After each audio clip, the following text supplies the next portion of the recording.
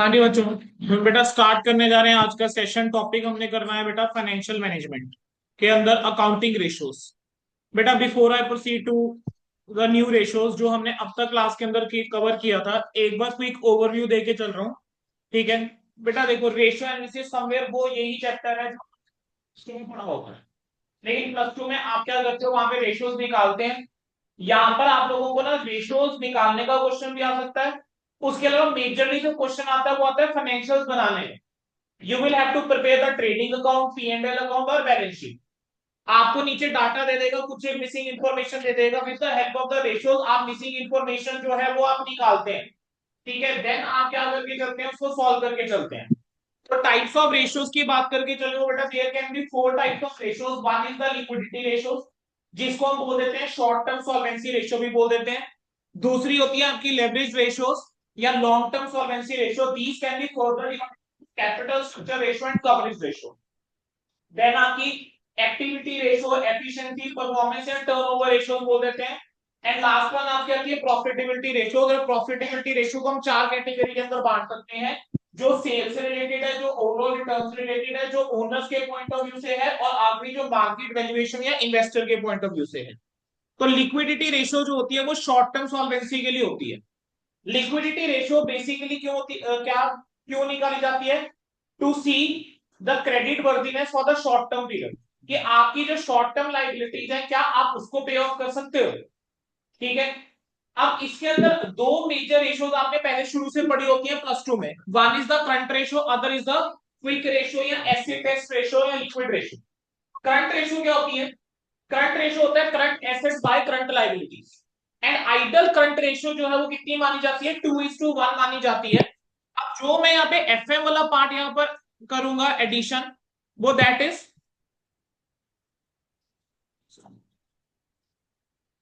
हाँ जी, जो एफएम से रिलेटेड मुझे आपको यहाँ पे बताना है चीजें।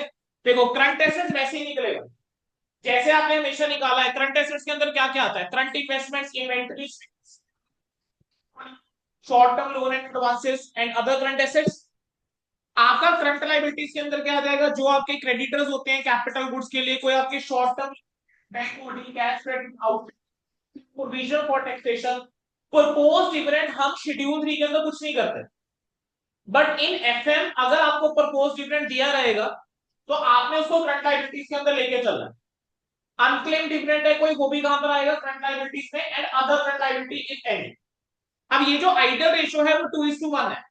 मैंने लास्ट क्लास के अंदर बताया था कि यहाँ पर जो रेशियोज निकाली जाती है हम क्या कंसीडर करके चलते हैं, थोड़ा मार्जिन ऑफ सेफ्टी कंसीडर करके चलते हैं। मार्जिन ऑफ सेफ्टी का मतलब क्या हो, why it is 2:1, because current assets के अंदर there might be certain assets जो इमीडिएटली कैश में कन्वर्ट ना हो या इतनी जल्दी कैश ना मिल पाए। तो अगर थोड़ा सा रिस्क फैक्टर रहता भी है, अगर कम मिलता है, तब भी एक मार्जिन होना चाहिए कि आप अपनी करंट लायबिलिटीज को पे ऑफ कर पाओ। तो अगर आपकी करंट रेशियो 1:1 के बराबर होगी तो आइडल नहीं है।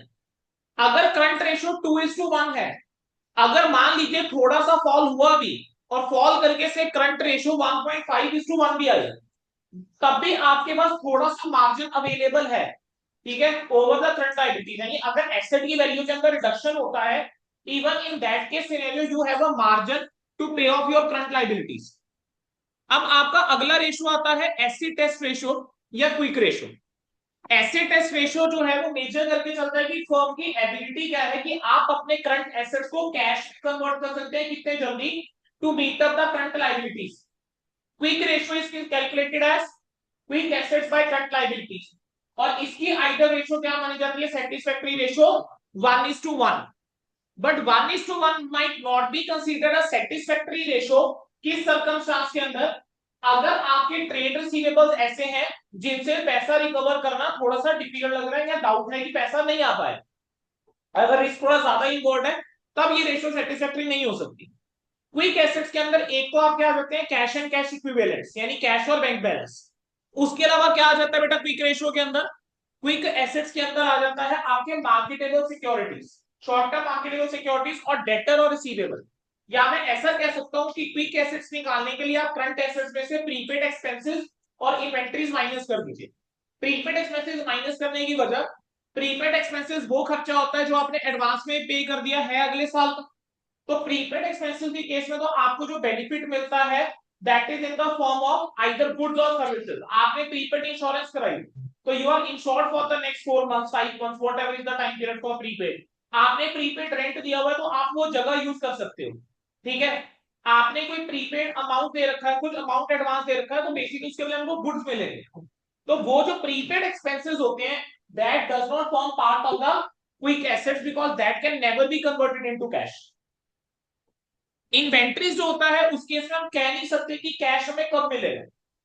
हो सकता है कोई इन्वेंट्री ऐसी हो जो नॉन मूविंग हो, स्लो मूविंग हो। तो नॉन मूविंग या स्लो मूविंग अगर इन्वेंट्री है तो आपको इमीडिएटली कैश मिल पाए जितना चाहिए जरूरी नहीं, ठीक है। यहां पर मैंने आपको प्रैक्टिकल एग्जांपल भी दिया था कि मान लेते हैं कि मुझे फंड्स की जरूरत है। अब मेरे पास अगर स्टॉक पड़ा हुआ है और मुझे इमीडिएट फंड्स चाहिए तो हो सकता है कि जो उसकी मार्केट वैल्यू है मैं उससे कम में भी उस फंड एसेट बेचने के लिए रेडी हो जाऊं, कि इन्वेंट्री बेचने के लिए रेडी हो जाएंगी, पैसे मिल जाए। तो it is not fair to include inventories in the current assets. Cash ratio या absolute liquid ratio, liquidity ratio, ये एक नया है। कैश रेशो या एब्सोल्यूट लिक्विडिटी रेशो में वो क्या कहता है कि इसके अंदर आप सिर्फ वो ले रहे हो जो कैश या बैंक बैलेंस है प्लस जो मार्केटेबल सिक्योरिटीज है यानी करंट इन्वेस्टमेंट्स है। यहां पर हम इवन ट्रेड रिसीवेबल को कंसीडर नहीं करके चलते हैं, तो इसको हम बोल देते हैं कैश रेशो या एब्सोल्यूट लिक्विडिटी रेशो। देन अगला आपका आता था बेसिक डिफेंस इंटरवल और इंटरवल इंटरवल मेजर। ये बेसिकली क्या है इसको समझ लीजिए। इसका मतलब क्या होता है बेसिक डिफेंस इंटरवल या इंटरवल मेजर का मतलब ये होता है कि मेरे पास जितना कैश पड़ा हुआ है, ठीक है, उससे मैं कितने दिन सरवाइव कर पाऊंगा, कितने दिन अपने खर्चे निकाल पाऊंगा, इसको बोल देते हैं basic defence interval. So we take into consideration the cash and bank balance, marketable securities plus net receivable. Gross amount नहीं लेंगे, नेट लेकर चलेंगे कि कितना पैसा मिल जाए। जो नेट रिसीवेबल होगा आप उसको डिवाइड कर देते हैं कि कितने आपके average operating expenses per day, कि एक दिन के एवरेज ऑपरेटिंग एक्सपेंसेस कितने हैं। तो मेरे पास जितना कैश अवेलेबल होगा अगर मैं उसको average operating expense per day से डिवाइड कर दूं तो नंबर ऑफ डेज आ जाएगा कि कितने दिन मैं वो कैश यूज कर सकता हूं। बस यही है बेसिक डिफेंस इंटरवल या इंटरवल मेजर।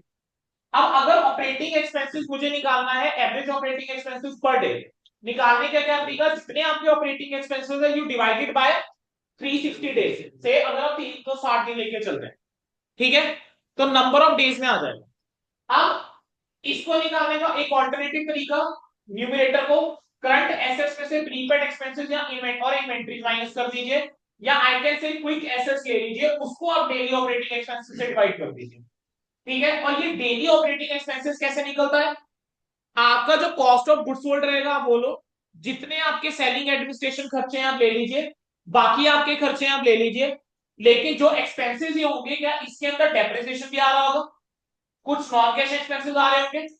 क्या डेप्रिसिएशन या अदर नॉन कैश एक्सपेंसेस के लिए कैश जाना है, जब उसके लिए कैश नहीं जाना तो should I consider that into my direct operating expenses, sorry daily operating expenses, नहीं करना चाहिए। तो मुझे डेप्रिसिएशन और बेटा अदर नॉन कैश एक्सपेंडिचर क्या कर देना चाहिए, लेस कर देना चाहिए, क्योंकि उसके लिए कैश तो जाना नहीं है। Because what I am doing is कि I am taking into consideration कि मेरे पास कैश कितना अवेलेबल है and I am dividing it by my operating expenses per day, या मेरा daily operating expenses per day क्या है मैं उससे डिवाइड करके चलूं। अब डेली ऑपरेटिंग एक्सपेंस में वही लेना चाहिए ना जो मुझे कैश में पे करना है, जो मेरे को कैश में पे ही नहीं करना क्या मुझे वो कंसीडर करना चाहिए, आंसर है नो। समझ में आया बेटा ये। देन नेक्स्ट हमारे पास आता है net working capital. Net working capital क्या होता है, करंट एसेट्स में से आप करंट लायबिलिटीज माइनस कर दीजिए। वैसे शॉर्ट टर्म बोरोइंग्स जो है वो किसमें आती है, करंट लायबिलिटीज में, but if there are short term bank borrowings you will not take into consideration in current liabilities for the calculation of the working capital. क्यों नहीं ले रहे हैं ऐसा, देखो वर्किंग कैपिटल बेसिकली होता है आपका डे टू डे बिजनेस के लिए, राइट, कि डे टू डे बिजनेस के लिए ऑपरेशंस के लिए जो आप पैसा यूज करते हो उसको वर्किंग कैपिटल बोलते हैं। वर्किंग कैपिटल के ऊपर you have all together separate chapter, ठीक है, एक पूरा चैप्टर है जिसके अंदर आपके 5 या 6 यूनिट्स रहेंगे। वर्किंग कैपिटल है, सबसे पहले स्टेटमेंट आप बनाते हैं, then inventory management is there, cash management is there, debtor management या receivable management is there and payable management is there. तो 5 units are there in that chapter, ठीक है। तो वर्किंग कैपिटल जो है वो आप डिटेल में पढ़ोगे वर्किंग कैपिटल चैप्टर में जाओ। अब यहां पर देखो, जो यूजुअली बोरोइंग्स होती हैं बैंक से, आप किस पर्पस के लिए, तो you usually take borrowings for the capital purpose. कोई आपने मशीनरी लेनी है, कोई प्लांट एंड इक्विपमेंट लेना है, कोई जमीन लेनी है, बिल्डिंग लेनी है, यूजुअली कैपिटल नेचर के आइटम के लिए आप बैंक से लोन लेके चलते हो। एंड आप अकाउंट्स के अंदर क्या करते हैं, as per schedule 3 you divide that loan into current and non current. जितना आपने within a period of 12 months pay करना होता है वो आप करंट में डाल देते हैं, बाकी नॉन करंट में डाल देते हैं, है ना। लेकिन ये तो शेड्यूल 3 बोल रहा है ना, तब वो ऐसा कर रहे हैं। क्या हम ये हरकत जो है किसी प्रोप्राइटरशिप में या पार्टनरशिप में फॉर्म में करते हैं कि करंट और नॉन करंट में ऐसे बांटते हैं, लोगों को नहीं बांटते। यूजुअली जो होता है वो लॉन्ग टर्म ही है। तो हम कह रहे हैं कि जब आप नेट वर्किंग कैपिटल निकाल रहे हो, आप शॉर्ट टर्म बॉर्निंग को बदलो। ठीक है। अगला आपका आता है बेटा ये लॉन्ग टर्म सॉल्वेंसी रेशियो या leverage ratio. Long term solvency ratio या लेवरेज रेशियो जो है वो बेसिकली स्टेबिलिटी के लिए और कैपिटल स्ट्रक्चर को मेजर करने के लिए होता है कि लॉन्ग टर्म सॉल्वेंसी कितनी है। ठीक है, आपको लिक्विडिटी रेशियो से या शॉर्ट टर्म सॉल्वेंसी रेशियो से ये तो पता लग गया कि आप अपनी शॉर्ट टर्म लाइबिलिटीज को पे ऑफ कर पाओगे नहीं कर पाओगे, बट लॉन्ग टर्म बोरोइंग्स भी तो होती है। क्या हम अपनी लॉन्ग टर्म बोरोइंग्स को पे ऑफ कर पाएंगे? तो उस चीज के लिए क्या है, लॉन्ग टर्म सॉल्वेंसी रेशियो। और दूसरा क्यों है long term solvency ratio, for the purpose of capital structures. ठीक है। पहली, अब इसको ना दो कैटेगरी के अंदर बांट सकते हैं। One is the capital structure ratio जो लॉन्ग टर्म सॉल्वेंसी के लिए होता है, और दूसरा होता है coverage ratio. Coverage ratio basically क्या चीज है, कवरेज रेशियो मेजर करके चलता है कि क्या मैं अपनी फिक्स लाइबिलिटीज को पे ऑफ कर पाऊंगा, कि मेरे पास कितने किस हद तक मैं अपनी फिक्स लाइबिलिटीज को कवर कर पाऊं। आपने लोन ले रखा है, डिबेंचर इशू करे हुए हैं, उसके ऊपर इंटरेस्ट देना है, तो interest on debenture is a fix liability for you, वो आपको देना ही पड़ेगा। इंटरेस्ट ऑन बैंक लोन आपको देना ही पड़ेगा। आपके प्रेफरेंस डिविडेंड है क्यूमुलेटिव वाले, आपको उसके ऊपर प्रेफरेंस डिविडेंड देना ही पड़ेगा। So these are the liabilities which you can not avoid. तो आप किस हद तक आप इन लाइबिलिटीज को कवर अप कर पा रहे हो, पे कर पाओगे, that ratios are the coverage ratios. ठीक है। तो अब इक्विटी रेशियो की बात करके चलूं, तो इक्विटी रेशियो क्या है, share holders fund divided by net assets. Equity ratio क्या है, share holders fund divided by net assets, where share holder fund is nothing but your equity share capital and reserve and surplus. ठीक है। यहां पर आप fictitious assets नहीं लेके चलते हैं। नेट एसेट्स क्या है, capital employed plus that is net fixed asset plus net current assets. When I say the word net current asset, what does it mean? It means current assets minus current liabilities. ठीक है। अब ये basically एक indicator है कि जितना fund business में लगा हुआ है, जितना पैसा जितना फंड बिजनेस में लगा हुआ है, उसमें से कितना है जो ओनर का पैसा लगा। आपने क्या करा, जो भी नेट एसेट्स में पैसा लगाया हुआ है, जो भी आपकी कैपिटल एम्प्लॉयड है, उस कैपिटल एम्प्लॉयड में कितना है जो ओनर का अपना पैसा लगा हुआ है, ओनर इक्विटी कितनी। सो ये रेशियो वो डिनोट करके चलती है। ठीक है। ये जितनी ज्यादा बेटर होगी उतना अच्छा है, जितनी हायर होगी उतना अच्छा है, क्योंकि उतना रिस्क जो है वो कम है फॉर द अदर आउटसाइडर्स। यानी जैसे आपके डिबेंचर होल्डर्स हो गए या बोरोइंग्स हो गई, जो आपके लॉन्ग टर्म वाले बोरोइंग्स वाले होते हैं, बैंक लोन हो गए। तो जो लॉन्ग टर्म आपके क्रेडिटर्स हैं, ठीक है, लेंडर्स हैं, उनके लिए मार्जिन ऑफ सेफ्टी बढ़ जाता है। अगर आपने बाहर वालों को ज्यादा पैसा देना है, बाहर वालों पे आप ज्यादा डिपेंडेंट है, ठीक है, तो मार्जिन ऑफ सेफ्टी क्या हो जाता है, कम हो जाता है। मार्जिन ऑफ सेफ्टी क्या हो जाता है, कम हो जाता है। अब डेट रेशियो क्या होता है, इक्विटी रेशियो समझ में आया। Equity ratio is share holder fund divided by net assets, कि जो आपका कैपिटल एम्प्लॉयड है या फंड्स है, उस फंड्स में इक्विटी से कितना आ रहा है। डेट रेशियो क्या है, जो टोटल फंड्स है उसमें से डेट से कितना आ रहा है, कि how much you are dependent on the outsiders for the funding. हाँ जी। एक्सपेंडिचर और फिक्टिशियस एसेट्स हम माइनस होंगे, बिल्कुल होंगे। ठीक है, जैसे हम नॉर्मली कैपिटल एम्प्लॉयड निकालते हो बिल्कुल वैसे। और गुडविल की ज्यादा टेस्टिंग एफएम में होती है। ठीक है। Total date divide by net assets, तो टोटल डेट जो होगा बेसिकली क्या है, टोटल आउटसाइड लायबिलिटीज। अब जब मैं टोटल आउटसाइड लायबिलिटीज की बात कर रहा हूं, I will take into consideration short term as well as the long term. ठीक है। आपने कोई कैपिटल इक्विपमेंट खरीदना था, कोई आपने पेमेंट डेफर कर दी उस चीज के लिए, डेफर्ड पेमेंट सर वो भी इसमें आ जाएंगी, बॉन्ड्स आ जाएंगे, डिबेंचर्स आ जाएंगे। ठीक है, तो पब्लिक डिपॉजिट्स है आ जाएंगे। बेसिकली दिस रेशो डिनोट्स कि आप फंडिंग के लिए, एसेट्स की फंडिंग के लिए कितना आउटसाइडर्स के ऊपर डिपेंड कर। इक्विटी रेशो ये डिनोट कर रही थी कि आप ओनर्स के ऊपर खुद से कितना फंड कर पा रहे हो, जितना आपको रिक्वायरमेंट। और डेट रेशो क्या डिनोट करके चल रही है, that for the assets how much you are dependent on the outsiders. अब ऑब्वियस सी बात है कि अगर आप आउटसाइडर्स के ऊपर ज्यादा डिपेंडेंट हो तो दैट इज अ रिस्की। तो अगर ये रेशो हायर है तो अच्छी बात नहीं है, लोअर है तो बेटर है। बोलो क्या ये चीज समझ में आई बेटा? अब बेटा मैं ना लिखने वाला टाइम बचाना चाहता हूँ क्लास के अंदर। So what I will do, जो बाकी रेशियोज बची हुई हैं we are doing practice book for right now, ठीक है। बट मैं आपको जरूर चाहूंगा कि देखो जिनका भी जनवरी अटेम्प्ट है एटलीस्ट उनको मैं ये चीज चाहूंगा कि आप लोगों ने एक बार सारे फॉर्मूले चाहे बुक से ही लिख के दोबारा लिखो, बट लिखने जरूर, ठीक है। फिक्टिशियस एसेट्स होते हैं बेसिकली वो एसेट जिनसे आपको कुछ भी कवर नहीं होगा, जैसे डेफर्ड रेवेन्यू एक्सपेंडिचर हो। अब वो एक फिक्टिशियस एसेट है। एसेट का मतलब क्या होता है? एसेट का मतलब होता है जिससे फ्यूचर इकोनॉमिक बेनिफिट है। अब आपने कोई खर्चा करा, आपने उसको पूरे तरीके से राइट ऑफ नहीं करा, जैसे प्रिलिमिनरी एक्सपेंसेस नॉट रिटर्न, वो भी फिक्टिशियस एसेट है। अब खर्चा तो आप कर चुके हो, अब आप उसको जितना आपने राइट ऑफ नहीं करा आप उसको बैलेंस शीट में दिखा रहे। अब क्या आपको उसका फ्यूचर में कोई बेनिफिट एक्चुअल में मिलने वाला है, but you are showing it in your balance sheet as an asset, so that is a fictitious asset for you. अगला आ जाओ बेटा, इक्विटी रेशो हो गया, डेट रेशो हो गया। अब आ जाओ डेट टू इक्विटी रेशो के ऊपर बेटा। अब आ जाएंगे डेट टू इक्विटी रेशो के ऊपर। मेरे दादा तो व्हाट इज प्लीज दिस अगर इधर डेट? बात करना कर ले। क्या कह रहे हो बेटा? मेरे दादा बेटा समझ नहीं आया क्या बोल रहे हो? सर कुछ नहीं गलत। अब माइक ऑन रह गया था, इधर बात बोल रही थी।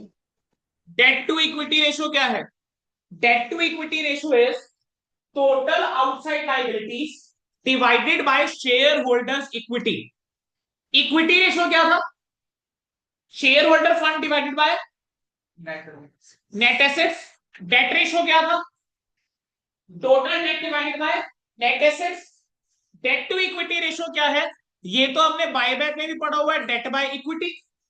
डेट बाय इक्विटी का बेसिकली मतलब क्या हो रहा है? Total outside liabilities divided by share holders fund, ठीक है। Total outside liability divided by share holders fund. और टोटल आउटसाइड लाइबिलिटी को आप टोटल डेट भी बोल सकते हो। आप इन्होंने आगे लिख दिया is equal to long term debt. अब लॉन्ग टर्म डेट जब तुम पढ़ते हो तो तुम्हारे माइंड में क्या जाएगा? सिर्फ नॉन करंट वाला। लेकिन एक बार नीचे पढ़ो, कह रहे not merely long term debt, that is both current and non current liabilities. We use the word long term debt but उसके अंदर वो इंक्लूड दोनों करके चल रहा है। वो करंट भी इंक्लूड करके चल रहा है, नॉन करंट भी इंक्लूड करके चल रहा है, ठीक है। अब वो कह रहे हैं कि कई बार समटाइम्स, अच्छा सॉरी डेट के लिए बोल रहा है। डेट के लिए दोबारा से आएंगे बेटा प्लीज इसमें, सॉरी। टोटल डेट जहां पर आ जाएगी तो total debt includes current liability as well as non current liability. लेकिन when we are talking about the long term debt, कह रहे कई बार हम सिर्फ इंटरेस्ट बेरिंग सिक्योरिटीज ही ले लेते हैं, इंटरेस्ट बेरिंग वाली डेट्स ले लेते हैं, वहां पर आप लॉन्ग टर्म डेट इंक्लूड करके चलो, मतलब एक्सक्लूसिव ऑफ करंट लाइबिलिटी। तो यहां पर क्या आ जाएगा? This is excluding current liability. मतलब इन्होंने डेट इक्विटी रेशियो के आपको टोटल तीन फॉर्मूले दे दिए। पहला कहता है total outside liability divide by share holder equity. Total outside liability का मतलब टोटल डेट हो गया, it means it includes current as well as non current. But there is another formula जिसके अंदर हम सिर्फ लॉन्ग टर्म डेट लेके चलते हैं। और अगर आप बायबैक चैप्टर भी याद करो तो बायबैक चैप्टर के अंदर भी take into consideration only long term debts. वहां पर आप क्रेडिटर्स नहीं ले रहे थे, वहां पर आप ट्रेड पेबल्स नहीं ले रहे थे, ठीक है। ये शॉर्ट टर्म बॉरोइंग वहां पर आपने नहीं ली थी, you were taking long term debt there also, ठीक है। बट आपके आईसीए में एक क्वेश्चन है पास पेपर्स में सजेस्टेड में, आपकी मैं जो बुकलेट दूंगा आपके स्कैनर में भी है अगर वो क्वेश्चन, जिसके अंदर I taking into consideration both है समीशन कि हम शॉर्ट टर्म वाले बॉरोइंग्स भी लेके चल रहे हैं, तो वहां आंसर वेरी करता है, ठीक है। आगे बढ़ो। अब इसका मतलब क्या है? डेट बाय इक्विटी, कह रहे एक अगर high debt to equity ratio है इसका मतलब है less protection for the creditors. कि जो आपके क्रेडिटर्स हैं उसके लिए क्या है, लेस प्रोटेक्शन है। लेकिन अगर एक लो रेशो है तो it means there is a wider safety cushion, कि क्रेडिटर्स को लगता है कि ओनर का फंड लगा हुआ है, कि ओनर का फंड इतने हैं कि अगर कोई फ्यूचर में लॉसेस होते हैं, इनकम में या कैपिटल में कुछ लॉस होता है, तो दैट कैन बी कवर्ड। अगर बाहर वालों का ज्यादा पैसा लगा हुआ है, means that is more than the equity, तो दिक्कत है, क्योंकि वहां पर जो क्रेडिटर्स है उनकी सेफ्टी कम होती है। अगर मान लीजिए कल को लॉस भी होता है और ओनर्स के पास पैसा नहीं पड़ा हुआ, तो दिक्कत रहेगी। लेकिन अगर ओनर्स के पास पैसा पड़ा हुआ तो एक मार्जिन ऑफ सेफ्टी आ जाता है। तो ये रेशियो इंडिकेट करके चलता है कि प्रोपोर्शन ऑफ डेट फंड कितना है in relation to equity. This ratio is very often use for making capital structure decision. Basically ये रेशियो जो है वो यूज पता है इसलिए करी जाती है। अब आपको यहां पे थोड़ा सा ना एफएम के एंगल से चीजों को सोचना है। ये रेशियो यूज करी जाती है टू डिटरमाइन कि हमारा कैपिटल स्ट्रक्चर हम क्या रखें, कि हमने क्या और शेयर इशू करने हैं या हमने डिबेंचर्स इशू करने हैं। इवन जो लेंडर्स होते हैं वो भी इंटरेस्टेड होते हैं to know the debt equity ratio, कि आपकी डेट इक्विटी रेशियो क्या है, क्योंकि आप लोगों ने लेवरेज चैप्टर पढ़ लिया शायद, तो फाइनेंशियल लेवरेज आपने कंसेप्ट पढ़ा होगा।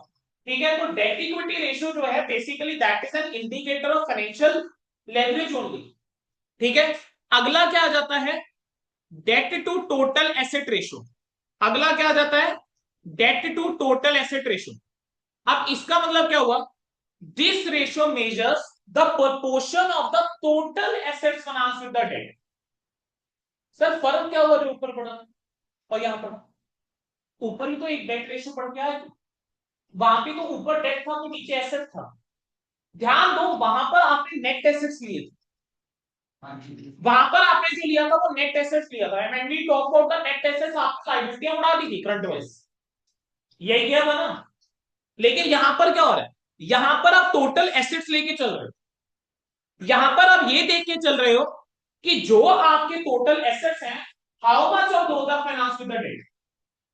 ठीक है, तो debt to total asset ratio कैसे निकलता है, आप टोटल आउटसाइड लाइबिलिटीज लीजिए, you divided by the total assets, या फिर टोटल डेट डिवाइडेड बाय क्या कर लीजिए, टोटल एसेट्स कर लीजिए। तो आपके पास क्या आ जाता है बेटा, debt to equity, sorry debt to total asset ratio. Clear है। अब वो कह रहे हैं जितनी ये रेशियो हायर होगी, indicate that asset are less backed up by equity, कि उतना एसेट जो है वो less backed up by equity है, और hence higher financial leverage will be there. जितना इक्विटी से कम है तो उतनी फाइनेंशियल लेवरेज ज्यादा है ना। क्लियर है। Capital gearing ratio, now what is this concept of the बेटा capital gearing ratio. Capital gearing ratio क्या है, कहेंगे डेट इक्विटी रेशियो के अलावा कई बार हम ना कैपिटल गेयरिंग रेशियो निकाल के चलते हैं, जस्ट टू कैलकुलेट या शो कि कितने फिक्स इंटरेस्ट है बेयरिंग कैपिटल फंड, कि आपका जो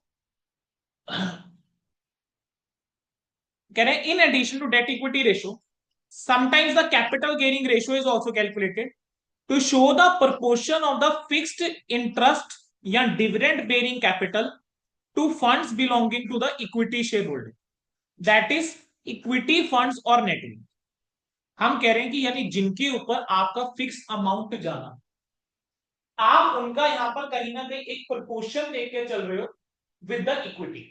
आप इस पर न्यूमिनेटर पे ध्यान, preference share capital, preference share capital के ऊपर आपको एक फिक्स प्रेफरेंस डिविडेंड देना होता है। Debentures fix interest bearing secure interest bearing है, अदर बोरोड फंड्स एक फिक्स एलिमेंट ऑफ इंटरेस्ट होगा। आप इसका कंपैरिजन किससे करके चल रहे हो, with the equity share reserves and losses. तो बेसिकली यहां पर कह रहे हैं कि कई बार हम डेट इक्विटी रेशियो के अलावा we calculate the capital gearing ratio just to show the proportion of fixed interest bearing capital. ये फिक्स्ड इंटरेस्ट बेयरिंग कैपिटल कितना है टू द फंड जो इक्विटी शेयर होल्डर को बिलोंग करके चल। ठीक है, देन लास्ट हमारे पास क्या आता है, last one comes here is proprietary funds. Now what is this proprietary ratio, proprietary ratio is proprietary funds, ठीक है, डिवाइडेड बाय टोटल एसेट्स। हमने अभी ऊपर में एक रेशियो पढ़ी थी, इक्विटी रेशियो। इक्विटी रेशियो के अंदर you were taking share holders fund divide, you were divided by net assets. फिर आपने एक डेट रेशियो पढ़ी, डेट रेशियो के अंदर आपने क्या लिया था, डेट्स लिए थे और नेट एसेट्स लिए थे। Then you studied debt to total asset ratio या डेट इक्विटी रेशियो, फिर उसका debt to total asset ratio. जब डेट टू टोटल एसेट लिया था तब आपने डेट्स और टोटल एसेट्स लिए। अब ये जो रेशियो है प्रोप्राइटरी रेशियो, इसके अंदर हम equity and we are taking preference as well. हम यहां पर ओनर का देख के चल रहे हैं, जब हम यहां पर हम जब प्रोप्राइटरी फंड्स की बात करके चल रहे हैं, we are not only talking about the equity element. आप प्रोप्राइटरी फंड का मतलब देखिए, इसके अंदर इक्विटी शेयर कैपिटल भी आएगी, प्रेफरेंस शेयर कैपिटल भी आएगी, रिजर्व एंड सरप्लस भी आएगी।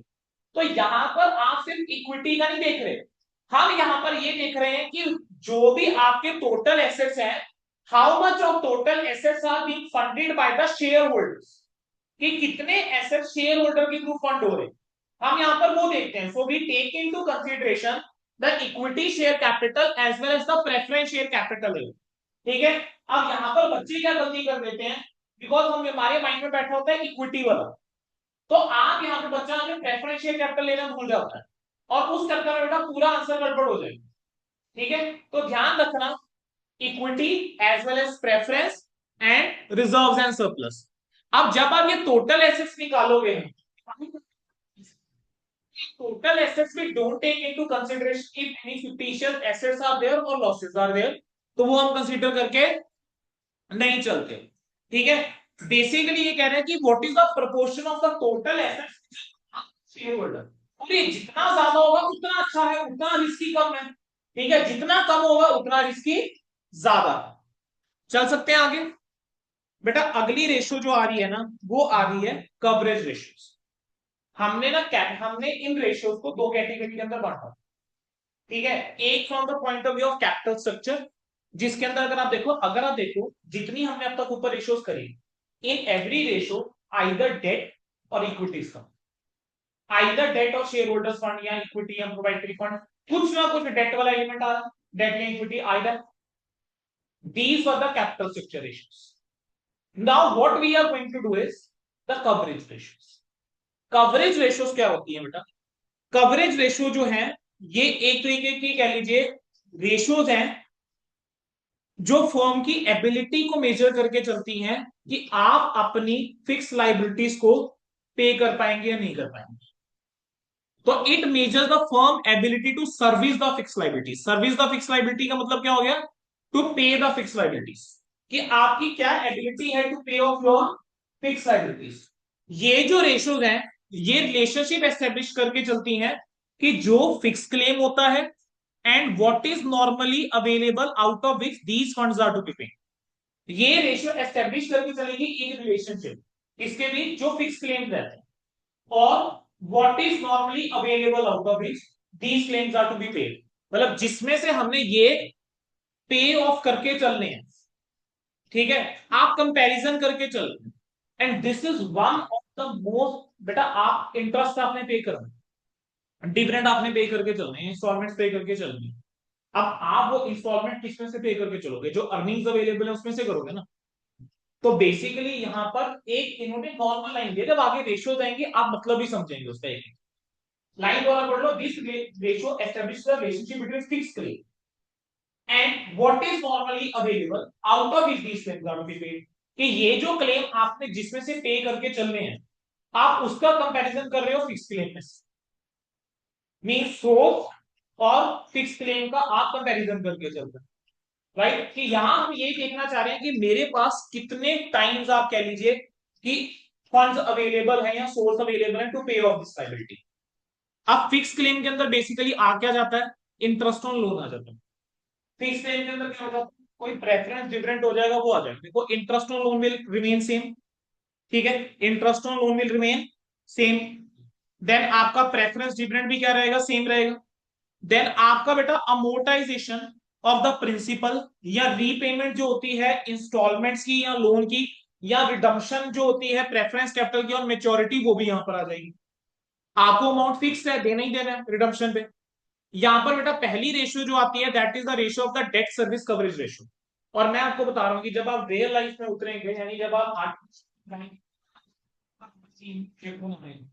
ठीक है, एक प्रोजेक्ट बनाने का मौका मिला for the purpose of loan, आपके पास कोई क्लाइंट आया, उसने क्योंकि मुझे फंडिंग चाहिए था, लोन चाहिए, कि उसने एक मशीनरी सेटअप करनी, मशीनरी लानी है, वर्किंग कैपिटल के लिए लोन चाहिए उसको, ठीक है, प्लस मशीनरी के लिए उसको क्या चाहिए, लोन चाहिए, टर्म लोन चाहिए, कैश क्रेडिट फैसिलिटी चाहिए। तो बेटा वहां पर बैंक जो है वो क्या मांग के चलता है, प्रोजेक्ट रिपोर्ट मांग के चलता है, जिसको हम बोल देते हैं सीएमए प्रोजेक्ट। ठीक है, तो bank will ask for the CMA project. जब हम सीएमए प्रोजेक्ट निकालते हैं ना, तो सारा रोल जो बैंक का है ना, कि उसने आपको लोन देना है या नहीं देना, वो पता है किसके ऊपर डिपेंड कर रहा है, कि स्टॉक कितना है, बेसिकली वर्किंग कैपिटल कितनी है, उसके ऊपर डिपेंड कर रहा है, और दूसरा डिपेंड करता है डेट सर्विस कवरेज। मैं जब भी कोई प्रोजेक्ट हम फाइनल करते हैं प्रैक्टिस के अंदर, हमारा मेन फोकस ये रहता है यार डीएससीआर क्या, इतनी इंपॉर्टेंट रेशो है प्रैक्टिकल पॉइंट ऑफ व्यू से for the purpose of loan, कि हम मेन फोकस ये रहता है कि डीएससीआर क्या है, ये डीएससीआर है क्या चीज, आप किसी से लोन ले रहे हो, ठीक है, वो इंटरेस्टेड है डेट सर्विस कवरेज रेशियो निकालने में, जज करने के लिए कि भाई तुम्हारी एबिलिटी क्या है, कि तुम्हारे जो करंट इंटरेस्ट है और जो इंस्टॉलमेंट है तुम पे हो। समझ में आया डेट सर्विस कवरेज रेशियो क्या है? आपको लोन चाहिए, आपने उससे लोन है, मैं आपको लोन देने से पहले क्या कह रहा हूं, मैंने तो मेरे को अपने डीएससीआर निकाल कर दो, मैं आपकी डीएससीआर चेक करूंगा, what ability you have to pay off the current interest और इंस्टॉलमेंट्स। ये इंस्टॉलमेंट भी जानिए, लोन है तो ऑफकोर्स इंस्टॉलमेंट जाएगी, और लोन है तो इंटरेस्ट भी जाएगा। कह रहे आपकी कितनी काबिलियत है कि आप जो है ये इंटरेस्ट और इंस्टॉलमेंट दोनों पे कर दो, ये है डेट सर्विस कवरेज रेशियो। समझ में आया व्हाट इज डीएससीआर? तो देखो डेट सर्विस कवरेज रेशियो कैसे निकलता है, कहता है earnings available for debt services, कह रहे जो भी अर्निंग्स अवेलेबल है डेट सर्विसेज के लिए। सर अभी earnings available for debt services कैसे निकलता है, अभी सिखाता हूं। इसको डिवाइड कर दीजिए इंटरेस्ट और इंस्टॉलमेंट से, तो earnings available for debt service कैसे निकलता है, आप ना नेट प्रॉफिट ले लीजिए अर्निंग आफ्टर टैक्स। चलो, earning before interest and tax,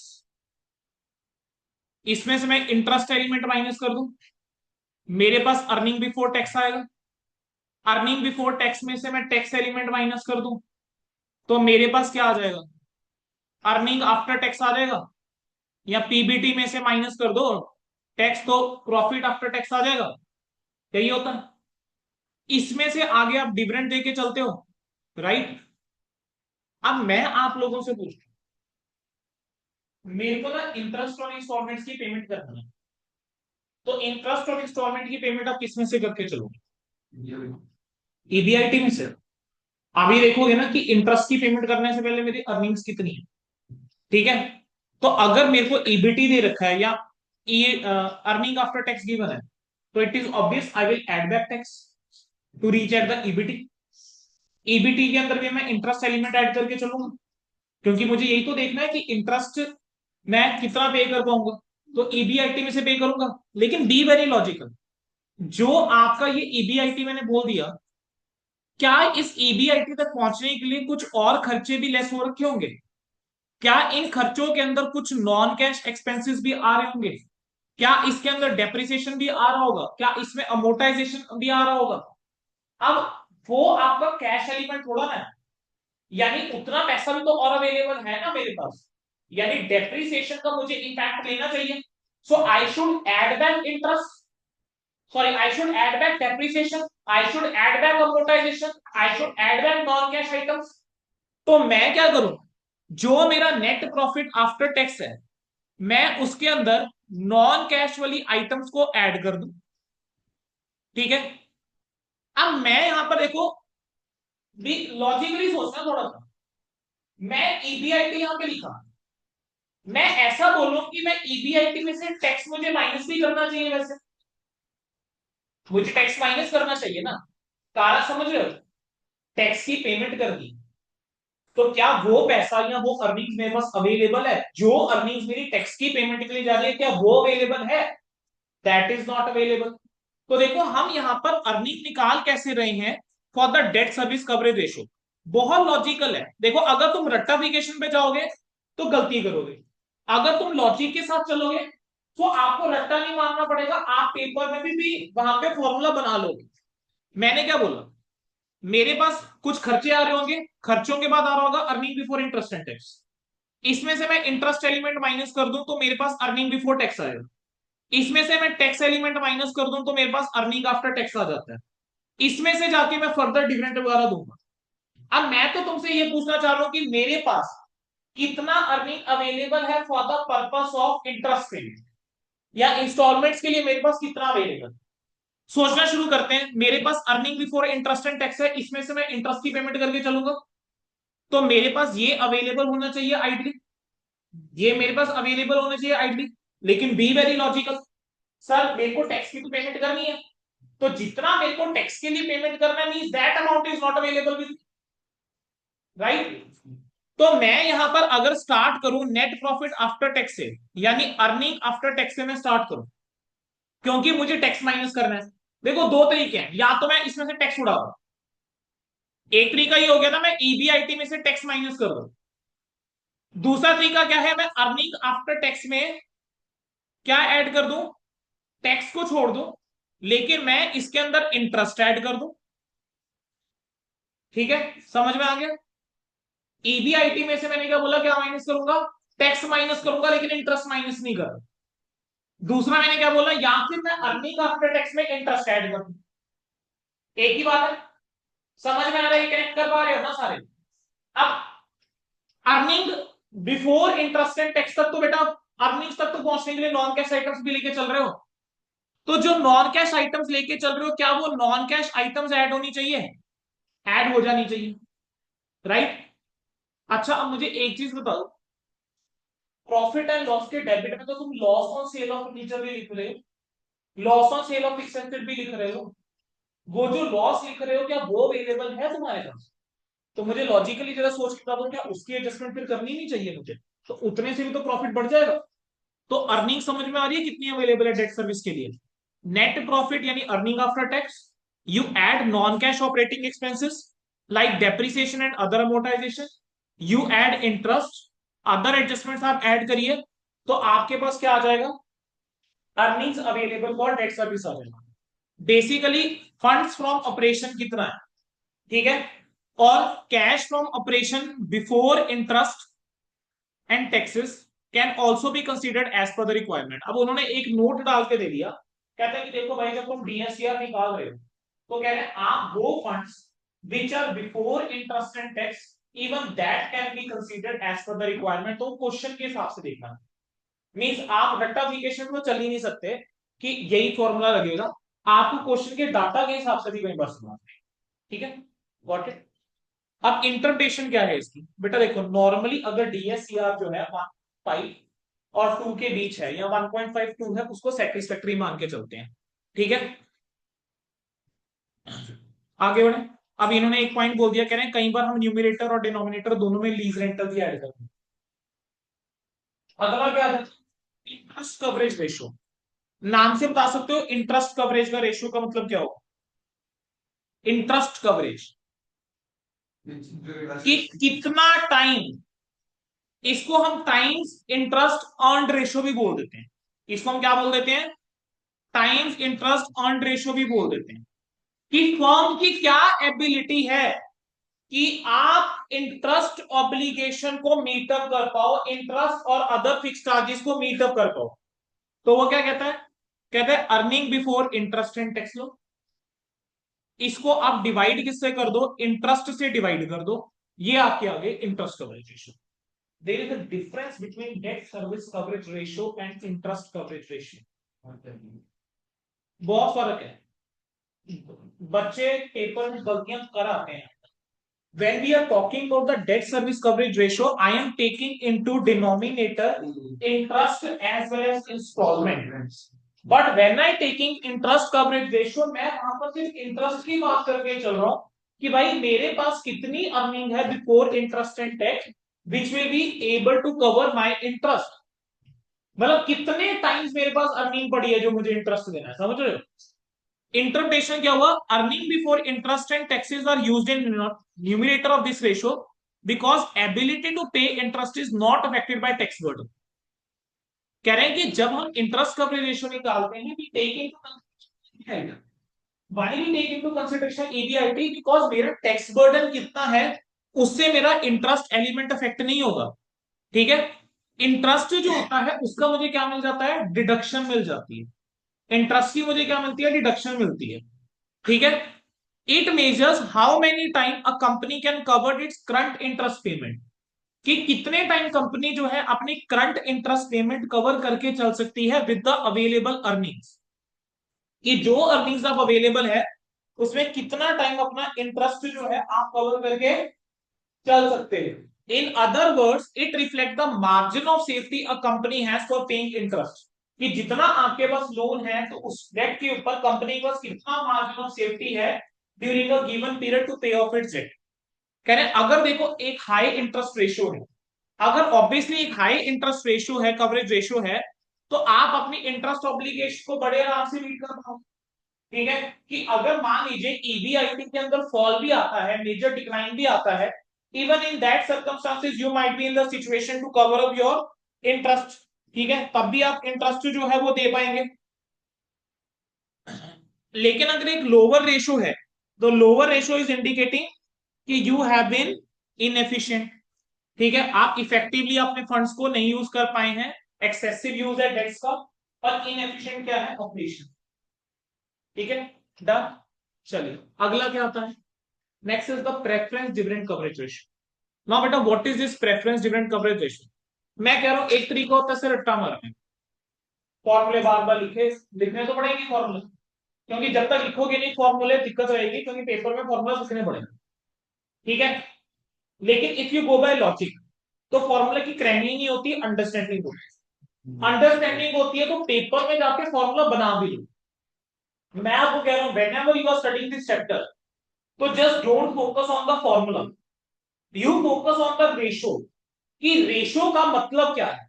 अगर आपको रेशो का मतलब पता है, फॉर्मूला भूलोगे तब भी क्वेश्चन सही करो। ठीक है, शायद ये नहीं पता होगा एग्जैक्ट वर्डिंग न्यूमरेटर में क्या लिखना है, डिनोमिनेटर में क्या लिखना है, एग्जैक्ट वर्डिंग शायद ना लिख करो लेकिन तुम वैल्यू सही लिख करो। ठीक है, समझो इस चीज को, प्रेफरेंस डिविडेंड कवरेज रेशियो। मुझे बस इतना कहो, प्रेफरेंस डिविडेंड जो है आप किस में से पे करते हैं, earning before interest and tax minus interest earning before tax minus tax earning after tax minus preference dividend, means preference dividend is paid out of earning after tax या net profit after tax. तो क्या मुझे interest या tax कितना है will make a difference, no. तो अगर मुझे प्रेफरेंस डिविडेंड कवरेज रेशियो निकालनी है तो क्या ऑब्वियस हो गया कि मुझे क्या दो एलिमेंट कंसीडर करने पड़ेंगे, एक नेट प्रॉफिट या अर्निंग्स आफ्टर टैक्स और दूसरा एलिमेंट प्रेफरेंस डिविडेंड। अब नाम से क्लियर हो रहा है कि मार्जिन ऑफ सेफ्टी कितना अवेलेबल है प्रेफरेंस शेयर होल्डर्स के लिए। प्रेफरेंस शेयर होल्डर्स को तो पेमेंट आफ्टर टैक्स वाले अमाउंट नहीं करोगे, तो कंपैरिजन उससे होगा। ठीक है, तो ये कैसे निकलेगी, हायर रेशियो अगर ये है तो it is good from point of view of preference share holder.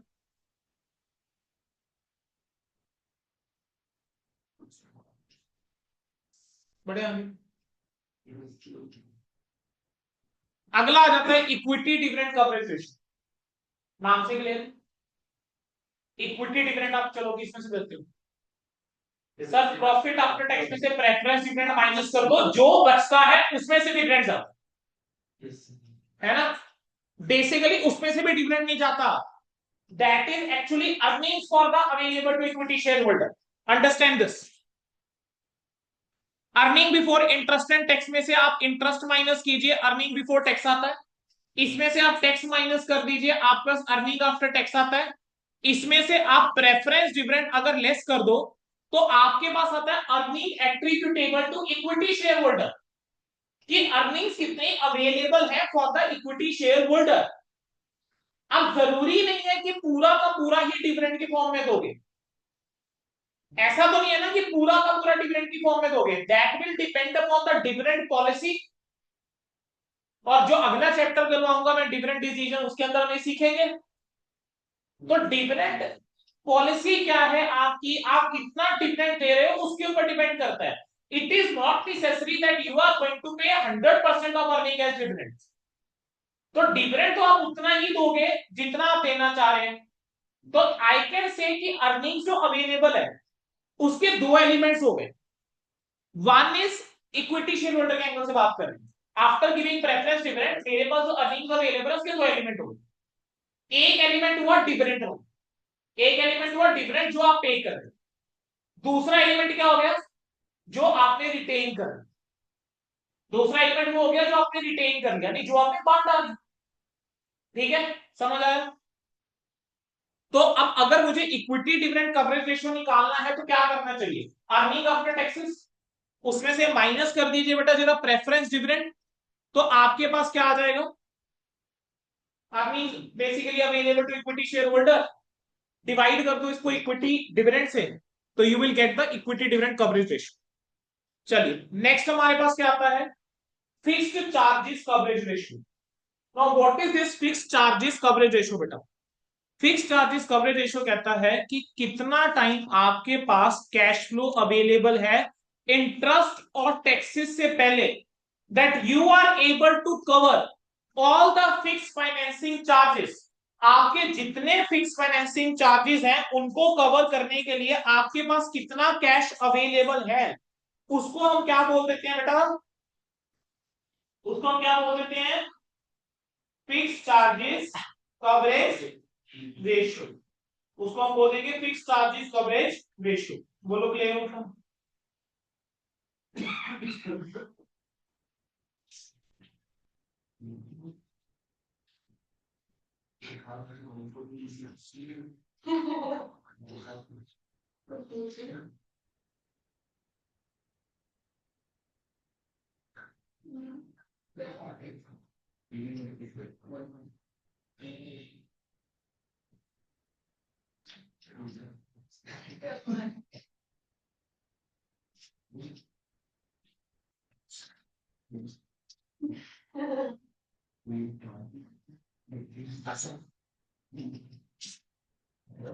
चलिए,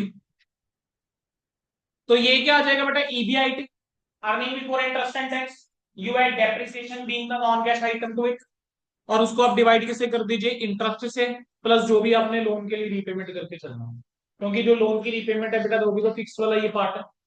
तो फिक्स चार्जेस कवरेज रेशियो हो गया। अच्छा, earning before interest and tax हो गया, profit before interest and tax भी कह सकते हैं। अर्निंग आफ्टर टैक्स को profit after tax, earning before tax को। अब रेशियो जो बेटा आप हमेशा निकाल के लोगे, देखो वो आप क्वेश्चन के बेस के ऊपर निकालो। इसका मतलब क्या, ये जो फॉर्मूला दिए गए हैं, इट डजंट मीन कि you can not deviate from the formula. Sometimes we have to deviate from the original formula, क्योंकि क्वेश्चन की रिक्वायरमेंट के हिसाब से चलना है। ठीक है, and that is something which will come only with practice. तो अगर कोई बच्चा ये सोच रहा है कि हाँ मैंने 20 फॉर्मूले पढ़ लिए, मेरे को रट्टा लग गया 20 फॉर्मूले को, तो मैं क्वेश्चन हर कोई सॉल्व हो जाएगा मेरे से, ऐसा नहीं। ये चैप्टर एक ऐसा चैप्टर है जिसके अंदर जितने ज्यादा क्वेश्चन आप लोग सॉल्व करेंगे, ठीक है, उतना आपका कॉन्फिडेंस बढ़ेगा, and every time you will find a new question. आपको कोई दो क्वेश्चन सेम नहीं दिखेंगे। ठीक है, so practice will make a lot of impact in this.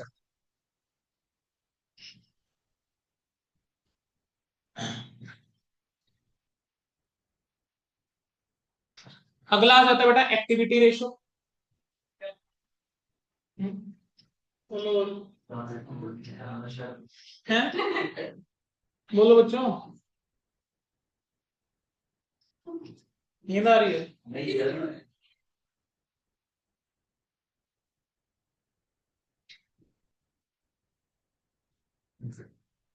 बेटा थोड़ी देर की बात है, ठीक है, बस मैं एक चीज, मैं कंपैरिजन नहीं करना चाह रहा ऑब्वियसली।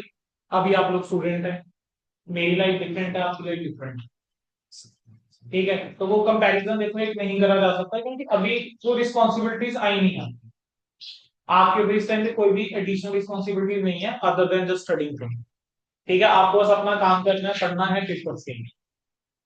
मैं कल रात को भी 2:30-3 बजे के आसपास सोया, क्योंकि ऑडिट एक बार एमसीए की वेबसाइट, गवर्नमेंट वेबसाइट हमारी बहुत अच्छी चलती है ना, क्या करें।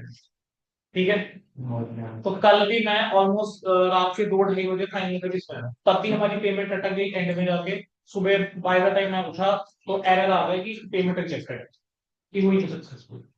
तो सुबह उठ के मैंने 6:30 बजे क्लाइंट से पेमेंट दिलाई है, 6:30 7 बजे फॉर एडीटी का। मेरा शेड्यूल आप लोगों से कहीं ज्यादा हेक्टिक है।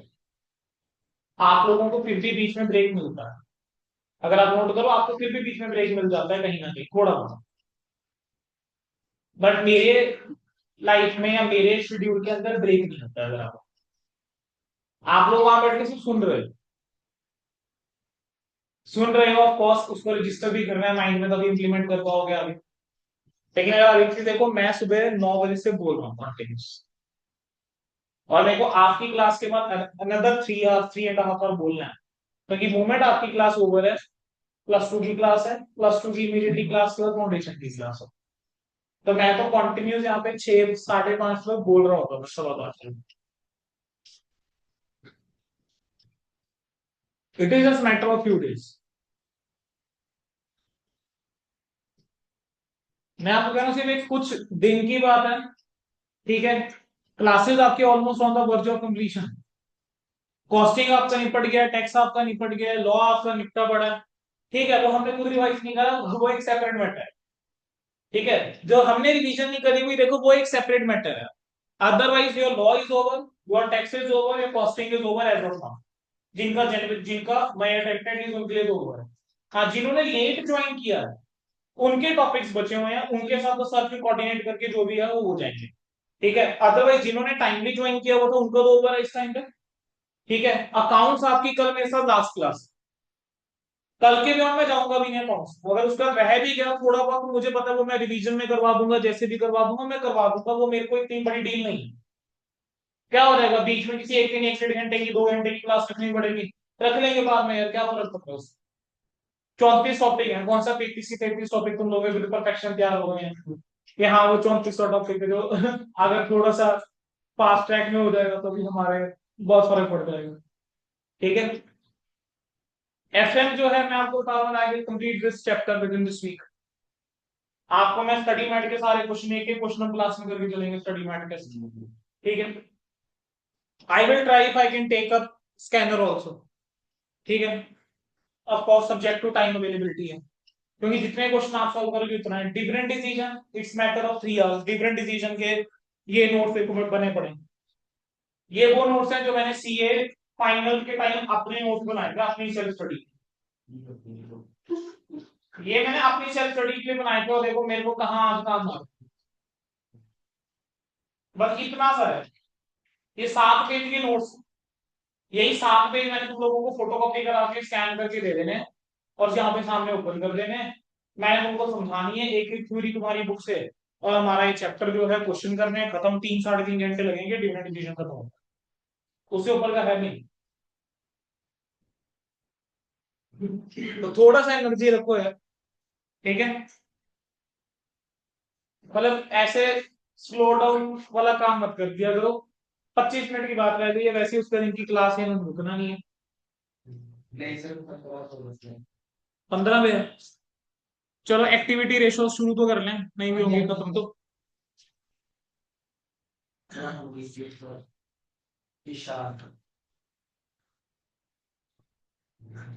एक्टिविटी रेशोज क्या होती हैं? एक्टिविटी रेशियो बेटा वो रेशियोज होती हैं जो निकाली जाती हैं टू डिटरमिन या इवेल्युएट करने के लिए कि आप कितनी एफिशिएंसी के साथ मैनेज और यूटिलाइज करके चल रहे हो अपने एसेट्स। ठीक है। क्या बोला मैंने? एक्टिविटी रेशियो वो रेशियो है जिनको क्या है, टू मेजर दैट आप अपनी एफिशिएंसी के साथ मैनेज कर पा रहे हैं और यूटिलाइज कर पा रहे हैं एसेट्स को।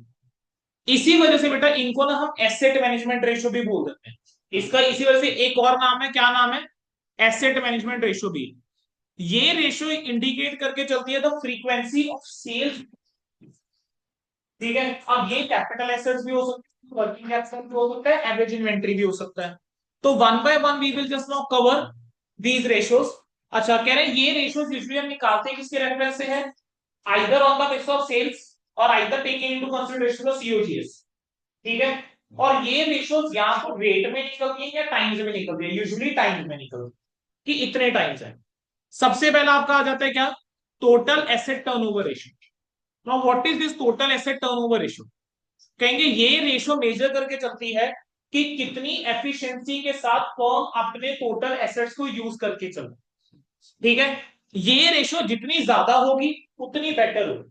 टर्नओवर रेशियो को लेकर एक कॉमन कहीं ना कहीं पॉइंट कह सकते हो, एक दो जगह पे अलग है, otherwise this can be a common statement कि जहां पर रेशियो हायर है दैट इज बेटर। तो जितनी रेशियो बेटर ज्यादा होगी इतनी क्या होगी, बेटर है। कि बेसिकली आप अपने एसेट से कितनी सेल प्रोड्यूस कर पा रहे हो, समझ में आ रहा है रेशियो का मतलब, कि फ्रॉम योर एसेट्स आप उसको कितनी सेल जनरेट कर पा रहे हो, कितने टाइम्स आप सेल जनरेट कर पा रहे हो यूजिंग योर एसेट्स, ये है आपकी टोटल एसेट टर्नओवर रेशियो। तो this ratio measures the efficiency with which the firm uses its total asset. ये रेशियो जितनी हायर होगी उतना बेटर है। This ratio is computed as total asset turnover ratio is equal to sales और COGS divided by the total asset. Total asset turnover ratio कैसे निकलेगा, आप sales लेंगे या सीओजीएस लीजिए and you divide that sales और COGS by total assets. What is the interpretation, अगर एक हायर एसेट टर्नओवर रेशियो है वो इंडिकेट कर रहा है कि आपने एफिशिएंटली जो है वो यूटिलाइज करा है अपने टोटल एसेट्स को इन जनरेशन ऑफ सेल्स। अगर ये रेशियो लोअर है तो मींस आपने टोटल एसेट्स को अच्छे से एफिशिएंटली यूज नहीं करा है सेल्स जनरेट करने।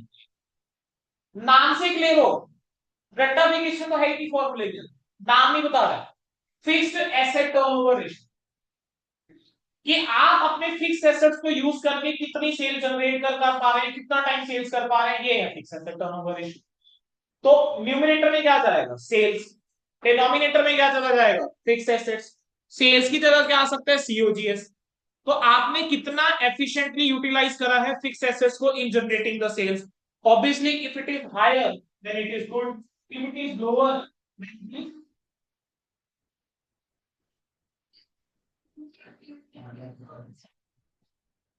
डेफिनेटली अलग आंसर आएगा। बट गेन मैंने आपको अच्छे वो बोला that we will have to see on the basis of question कि मैं सेल्स यूज करूं या COGS. Usually sales is use, turnover की आप बात करके चलो तो सेल्स यूज करो। बट समटाइम्स क्वेश्चन में डाटा ऐसा होगा कि आपका सेल से पर्पस सॉल्व नहीं होगा, you will have to take into consideration COGS, ठीक है। A firm whose plant and machinery are old may show a higher fixed asset turnover ratio, ठीक है। कह रहे हैं एक ऐसी फर्म जिसकी प्लांट और मशीनरी जो है ओल्ड है, ठीक है, वो क्या शुरू करके चल सकती है, higher turnover ratio then a firm जिसने रिसेंटली परचेज करा है, ठीक है। क्या ऑब्वियस रीजन है, जिसने रिसेंटली परचेज करा है उसकी टर्नओवर रेशियो लोअर होगी। कैसे, रिसेंट परचेज करा होगा कि फिक्स एसेट्स की जो कॉस्ट होगी वो हायर होगी। अगर फिक्स एसेट की कॉस्ट हायर है तो डेफिनेटली आपका जो भी सेल्स के कंपैरिजन में कर लोगे तभी वो रेशियो कम आए। पुराना होगा तो एसेट की वैल्यू कम होगी, एसेट की वैल्यू कम होगी तो वो ज्यादा शो होगा। Next one is the capital turnover ratio, इसको नेगेटिव कैपिटल टर्नओवर रेशियो या net asset turnover ratio is used sales या COGS divided by net assets. When we talk about net asset is nothing but the capital employed, ठीक है। Net assets to capital employed, net asset जो है capital not के बराबर होता है तो इसको कैपिटल टर्नओवर रेशियो भी बोल देते हैं। बेसिकली ये रेशियो इंडिकेट करके चल रही है कि आपकी एबिलिटी कितनी है to generate the sales of COGS per rupee of long term investment, कि जो आपने लॉन्ग टर्म इन्वेस्टमेंट करी हुई है आप उससे कितने रुपए की सेल जो है वो जनरेट कर सकते, ये इसको डिनोट करती है। ये रेशियो जितनी ज्यादा है यानी उतना एफिशिएंटली आपने जो है ओनर्स और लॉन्ग टर्म क्रेडिटर के फंड्स को यूज कर, ठीक है। Then is current asset turnover ratio, current asset sale और कॉस्ट ऑफ गुड्स और डिफरेंट है ना, बिल्कुल सेल में से जीपी माइनस कर दीजिए that is the cost of goods sold. वो दोनों इस वजह से कह रहा है because these ratios can be calculated on both basis, but हम क्वेश्चन में क्या यूज करेंगे that will completely depend upon the data of the question, ठीक है। मैं वही तभी मैं बोल रहा हूं that this chapter is more about practice. Formula पता होना एक चीज है, उसकी एप्लीकेशन आना वो अलग चीज है। आप लोगों ने प्लस टू सबने पास करी हुई है तभी यहाँ पे पहुंचे हैं, फाउंडेशन निकाल के इंटर में पहुंचे। प्लस टू के अंदर रेशियो एनालिसिस चैप्टर था, रेशियो एनालिसिस चैप्टर के अंदर मैं कह रहा हूँ मिनिमम साइड में बोल रहा हूँ तुमने हर एक बच्चे ने 100-150 क्वेश्चन कम से कम सॉल्व करे हैं। मतलब जिस बच्चे ने थोड़ा ढंग से करा होगा वो चैप्टर, उसने कम से कम 100-150 क्वेश्चन सॉल्व करे होंगे, तब जाके कॉन्फिडेंस आया हो, तब जाके कॉन्फिडेंस बना होगा, अदरवाइज इसमें कॉन्फिडेंस ही नहीं आता, because till the time you don't solve the question नहीं पता लगता। करंट एसेट टर्नओवर रेशियो क्या होता है? एफिशिएंसी, क्या कितनी एफिशिएंसी के साथ करंट एसेट यूज कर पा रहे हैं, तो इट इज सेल्स और cost of goods sold by current assets. J ratio जितनी हायर होगी उतना एफिशिएंटली आपने करंट एसेट्स को यूज करा। वर्किंग कैपिटल टर्नओवर रेशियो, ठीक है, कितना इफेक्टिवली कंपनी जो है जनरेट कर पा रही है sales for every rupee of working capital into use, कि अगर आप 1 रुपए वर्किंग कैपिटल लगा रहे हो तो उसके पीछे कितनी सेल्स कर पा रहे हो, तो sales divided by working capital या COGS divided by working capital, ये रेशियो भी जितनी ज्यादा होगी उतना एफिशिएंटली अपने वर्किंग कैपिटल को यूटिलाइज करें। अब तक जितनी रेशियोज करी ध्यान दे दीजिए, जितनी हायर है उतना बेटर, ठीक है।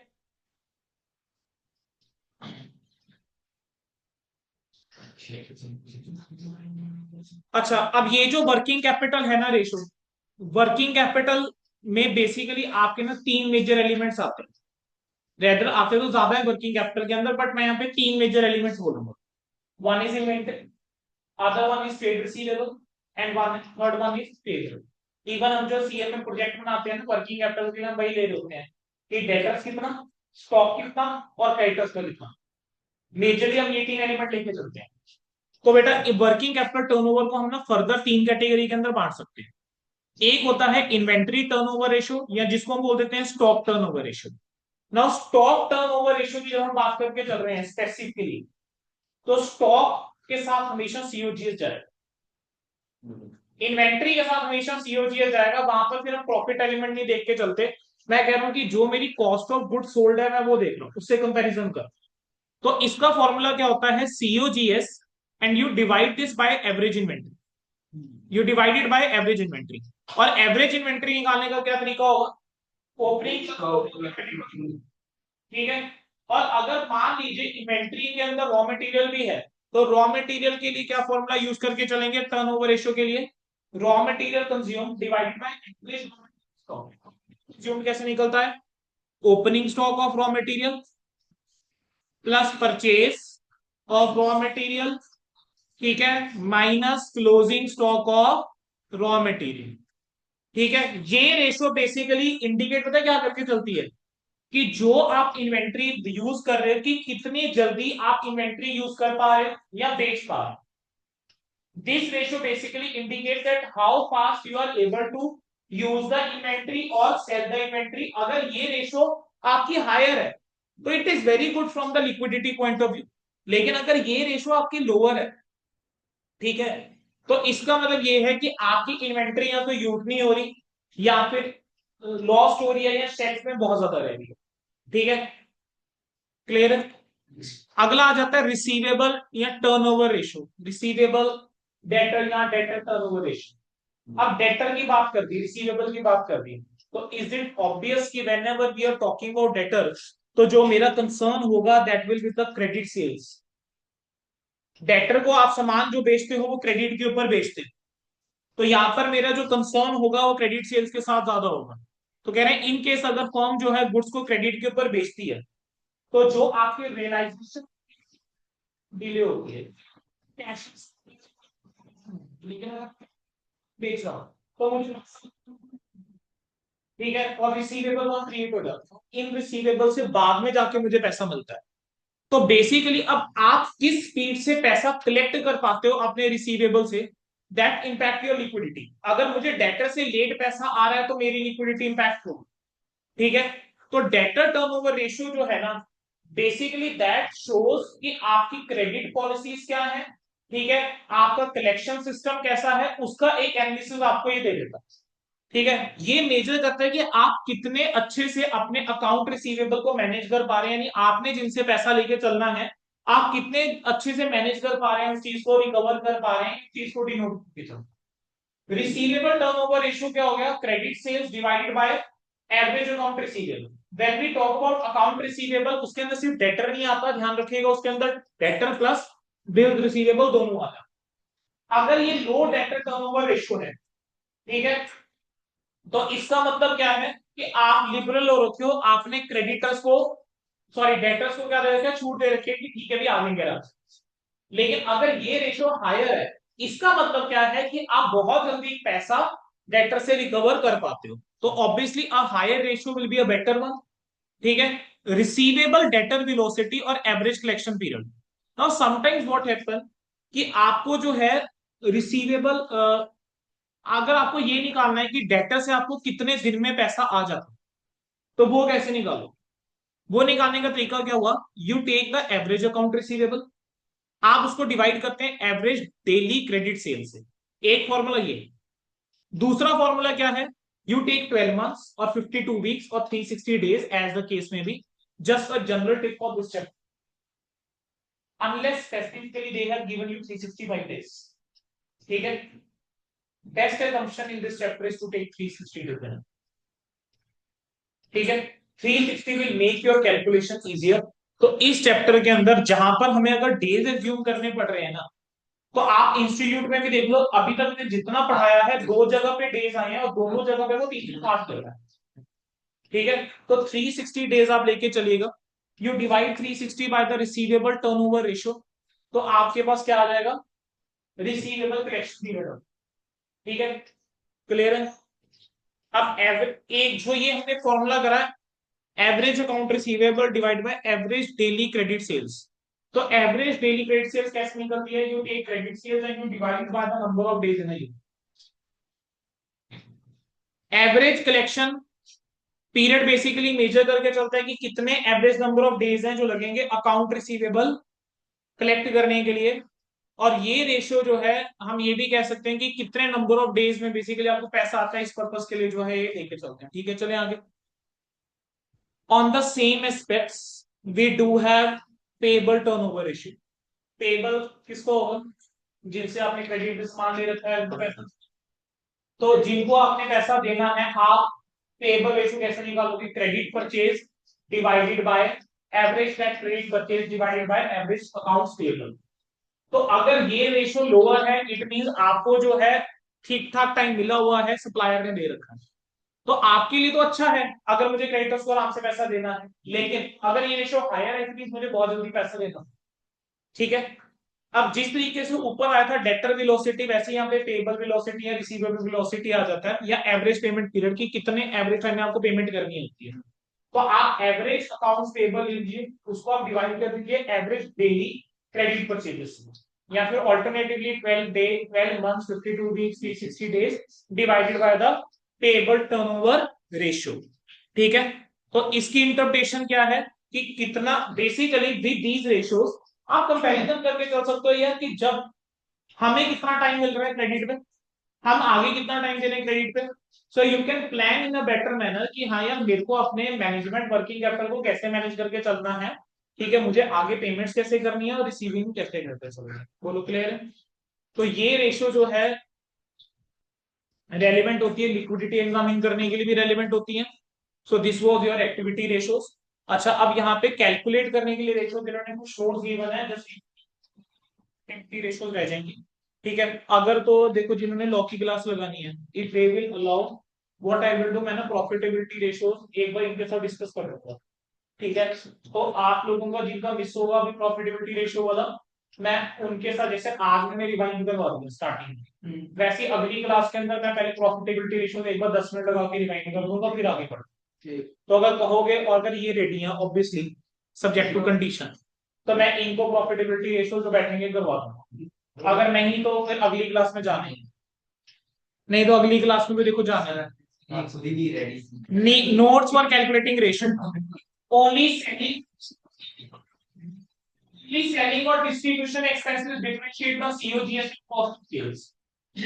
बेटा एक भी समझो, अब कॉस्ट ऑफ गुड सोल्ड और कॉस्ट ऑफ सेल्स के बीच जो डिफरेंस होता है ना, that is only of selling and distribution. ये आपने कॉस्ट शीट में भी पढ़ा हो। तो कह रहे हैं अगर आपके पास सीओजीएस अवेलेबल नहीं है, अगर एब्सेंट है, मतलब आपका सेलिंग एक्सपेंसेस नहीं है, तो आपका सीओजीएस कॉस्ट ऑफ सेल्स के बराबर हो। तो हम क्या कर सकते हैं, वी कैन कंसीडर सीओजीएस या cost of sales turnover ratio निकालने के लिए प्रॉफिट एलिमेंट को एलिमिनेट करते हुए कह रहे हैं जो एवरेज है आपका टोटल एसेट्स का, फिक्स एसेट्स का, करंट एसेट्स का, नेट एसेट्स का, वर्किंग कैपिटल का भी लिया जा सकता है डिनोमिनेटर में जब आप ये रेशियोज निकाल रहे हैं. In fact, when average figures are taken available, it is preferred to calculate ratios using this information. वो खुद कह रहे हैं कि भाई देखो, अगर आपके पास एवरेज अवेलेबल है ना इनकी, कि एवरेज टोटल एसेट्स कितने हैं, फिक्स एसेट्स कितने हैं, करंट एसेट्स कितने हैं, तो बेटर है आप एवरेज यूज करो. और कह रहे हैं रेशियोज जो है वो रिक्वायरमेंट के अकॉर्डिंग निकाली जाएगी. वही बोल दिया, और एजम्पशन आप लेके चलेंगे. तो आप अगर माइंड में क्वेश्चन आता है कि सर मेरे पास सेल्स भी है, सीओजीएस भी है, तब मैं क्या, ऑब्वियसली वी विल सी कि आपका आईसीआई क्या अप्रोच कर रहा है उसके क्वेश्चन. तो पहली प्रेफरेंस तो वही देकर चलेंगे हम, पेपर में. अदरवाइज माय ओपिनियन या माय सजेशन कि अगर मैं सेल्स यूज कर लूं, सीओजीएस अवेलेबल है, दोनों अवेलेबल है, मैं जो मर्जी यूज कर लूं, अगर मैं वहां पे assumption ले आऊं कि we have taken into consideration the ratio has been calculated using sales, तो जो मैं आंसर निकालूंगा वो भी करेक्ट होगा. ठीक है, it means two alternative answer can exist. ठीक है बेटा, we are just left with the profitability ratios which will be classified into the 4 categories. अगली क्लास के अंदर प्रॉफिटेबिलिटी रेशियोज साथ में हम यहां पर क्या करके चलेंगे, क्वेश्चंस करके चलेंगे. ठीक है, डन.